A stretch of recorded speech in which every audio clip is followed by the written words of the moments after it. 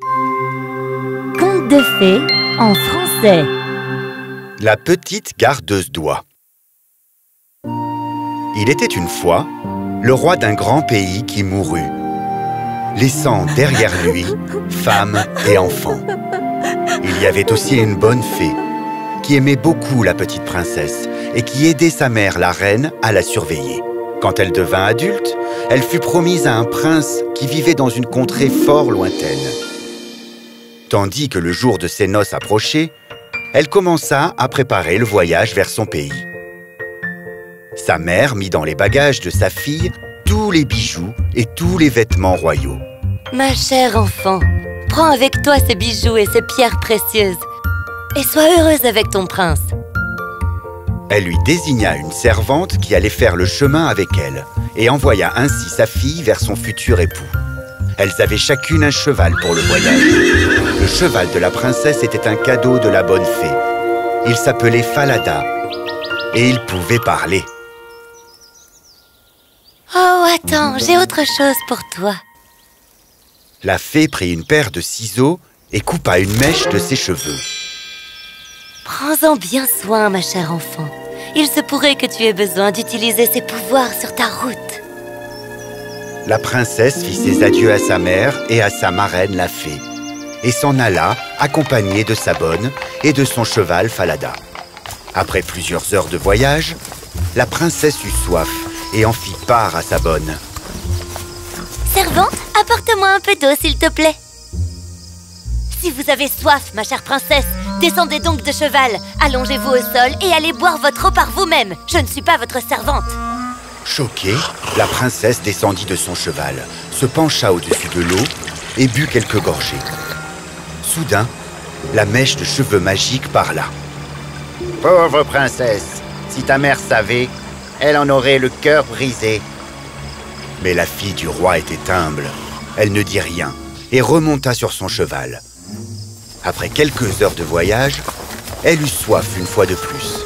Et quand elle aperçut un petit cours d'eau, elle dit à sa bonne.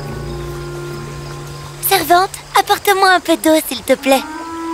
Comme je vous l'ai déjà dit, débrouillez-vous toute seule. » Encore une fois, la princesse descendit de cheval, se pencha au-dessus du petit cours d'eau et but un peu. Alors, la mèche de cheveux dit. « Si ta mère savait, elle en aurait le cœur brisé. La bonne n'est pas obéissante. Faites attention, princesse. Ne vous penchez pas trop. Oh, je tombe dans la rivière. » La mèche de cheveux tomba de sa poche et l'eau l'emporta au loin. Alors, la bonne dit. Désormais, tu es faible et sans pouvoir. À partir de maintenant, c'est moi qui donne les ordres et tu dois m'obéir. Enlève ta robe et donne-la-moi. Tu porteras la mienne. Maintenant, c'est moi la princesse. Et si tu racontes ça à quiconque, tu devras le payer de ta vie. La bonne enfila la robe de la princesse et monta sur son cheval Falada, tandis que la princesse monta sur le mauvais cheval. Elles arrivèrent enfin au palais royal.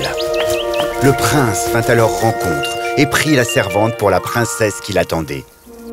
« Bienvenue dans mon palais, ma chère princesse. » Je suis ravie d'être ici, vous savez. Qui est cette jeune fille? C'est ma servante. C'est ma compagne de voyage, mais je ne l'aime pas beaucoup. Je me demandais d'ailleurs, mon prince, si vous aviez du travail pour elle.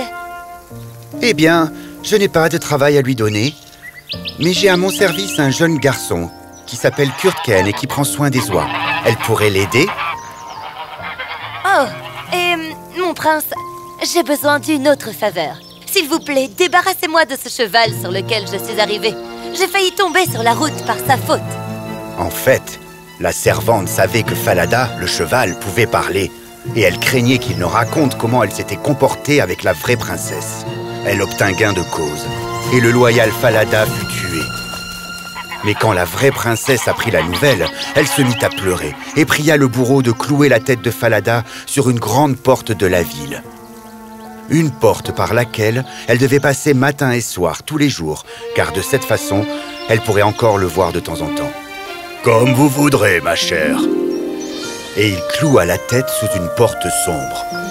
Tôt le lendemain matin, Quand elle et Kurtken passèrent la porte, elle dit avec le plus grand désarroi: « Falada, Falada, te voilà suspendu. » « Fiancé, fiancé, te voilà détrôné. Hélas, hélas, si ta mère le savait, tristement, tristement, elle le vivrait. » Ils sortirent de la ville et conduisirent les oies. Quand ils arrivèrent à la prairie, elle s'assit sur un banc et lâcha ses mèches de cheveux ondulés, qui étaient couleur argent. Et quand Kurtken les vit briller au soleil, il courut pour pouvoir tirer quelques mèches. Mais elle s'écria: « Souffle, petite brise, souffle. Laisse s'envoler le chapeau de Kurtken. Souffle, petite brise, souffle. Fais qu'il le poursuive sur les collines, dans les vallées et entre les rochers. Qu'il tourne, tourne et s'envole encore plus loin jusqu'à ce que mes beaux cheveux soient bien peignés. » Soudain, un vent souffla si fort qu'il fit s'envoler le chapeau de Kurtken. Il s'envola au-dessus des collines. Le garçon fut forcé de lui courir après. Et quand enfin il revint, elle avait fini de peigner et de boucler ses cheveux et les avait rattachés soigneusement. Il fut alors très en colère et même boudeur, et il ne lui dit plus un mot. Ils surveillèrent les oies jusqu'à ce que la nuit tombe et les reconduisirent vers leur maison. La même chose se répéta à nouveau encore 2 jours et un soir d'affilée. Kurtken alla voir le vieux roi pour se plaindre. « Je ne peux pas continuer à avoir cette fille dans les pattes pour m'aider à garder les oies. Au lieu de bien faire, elle ne fait rien d'autre que m'embêter toute la journée. »« Kurtken, je sais que tu ne me racontes pas toute l'histoire. Raconte-moi tout ce qui s'est passé, sinon... » Alors le roi réussit à lui faire raconter tout ce qu'il s'était passé. Kurtken raconta ainsi toute l'histoire au roi. « Reprends ton travail. Je vais réfléchir à tout cela. » Le lendemain matin, le roi se cacha derrière la porte sombre et entendit comment la princesse parla à Falada et comment Falada lui répondit. Ensuite, il se dirigea vers les champs et se cacha dans un buisson sur un côté de la prairie. C'est alors qu'il vit de ses propres yeux la jeune fille lâcher ses cheveux et les laisser étinceler au soleil. Puis il l'entendit dire: « Souffle, petite brise, souffle. Laisse s'envoler le chapeau de Kurtken. Souffle, petite brise, souffle. Fais qu'il le poursuive sur les collines, dans les vallées et entre les rochers. Qu'il tourne, tourne et s'envole encore plus loin jusqu'à ce que mes beaux cheveux soient bien peignés et bouclés. » Un coup de vent vint soudain emporter le chapeau de Kurtken. Et Kurtken partit alors à sa poursuite, pendant que la jeune fille se mit à peigner et boucler ses cheveux. Pendant tout ce temps, le vieux roi regarda la scène. Il retourna chez lui sans être vu. Et quand la petite gardeuse d'oie rentra le soir, le roi l'appela et lui demanda pourquoi elle faisait ça. Mais elle éclata en sanglots. Ça, je ne peux pas vous le dire, ni à vous, ni à quelqu'un d'autre. Ou bien je pourrais perdre la vie. Mais le vieux roi supplia si fort qu'elle ne put rester en paix tant qu'elle ne lui aurait pas raconté toute l'histoire, du début à la fin, mot pour mot. Eh bien, lui en prie, car le roi lui dit: « Aucun mal ne vous sera fait, princesse. Je vais rectifier les torts qui vous ont été faits. Maintenant, je veux que vous portiez les vêtements d'une princesse. » Quand elle fut prête, il la regarda avec émerveillement. Elle était si belle. Alors, il appela son fils et lui annonça qu'il avait accueilli la mauvaise fiancée, qu'elle n'était en fait qu'une servante, tandis que la vraie fiancée se trouvait là, debout devant lui. « C'est ta vraie future femme, mon fils. »« Alors, je suis vraiment très chanceux, père. » Le jeune prince se réjouit quand il découvrit sa beauté et entendit raconter combien elle avait été patiente et modeste. Et sans rien dire à la fausse fiancée, le roi ordonna qu'un grand festin fût organisé pour les gens de sa cour. « Ce soir, nous célébrons la vérité et nous punissons le mensonge. » Le futur marié s'assit avec la fausse princesse d'un côté et la vraie princesse de l'autre. Mais personne ne la reconnut, tant sa beauté était troublante pour leurs yeux. Maintenant qu'elle portait cette robe étincelante, elle ne ressemblait plus du tout à cette gardeuse d'oie qu'ils avaient tous connue. Comment ose-t-elle?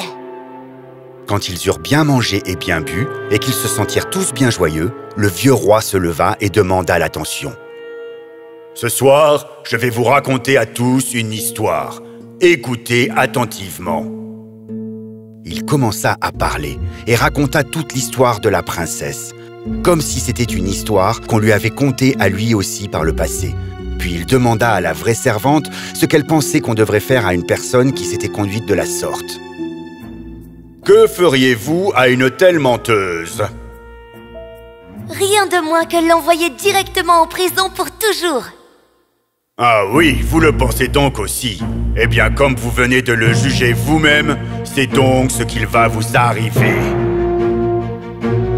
La servante fut punie de la façon qu'elle avait elle-même choisie pour punir quelqu'un d'autre. Le jeune roi se maria avec sa vraie fiancée et ils régnèrent sur le royaume dans la paix et le bonheur pendant toute leur vie. La fée leur rendit visite et rendit la vie au cheval Falada.